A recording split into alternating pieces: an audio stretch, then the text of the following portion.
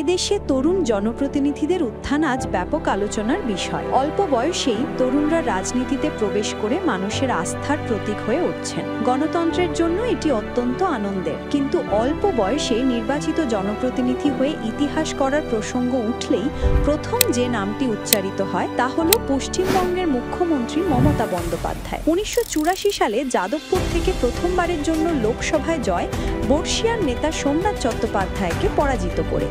যে কেন্দ্রে অনেক প্রবীণ নেতাও লড়তে ভয় পেতেন, সেখানে ছাত্র রাজনীতি থেকে উঠে আসা এক তরুণ নেত্রী অসম্ভবকে সম্ভব করেছিলেন। সেটি শুধু একটি নির্বাচন নয়, এক নতুন যুগের সূচনা, এক অগ্নিকন্যার উত্থান। আগামী দিনে আরও তরুণরা রাজনীতিতে আসবেন, গণতন্ত্র আরও শক্তিশালী হবে। কিন্তু মমতা বন্দ্যোপাধ্যায় থাকবেন অদ্বিতীয়া, অপরাজেয়, যুগপ্রবর্তক, শেষ জননেত্রী। ভালো কন্টেন্ট দেখতে ফলো করুন বাংলার গল্প মমতা।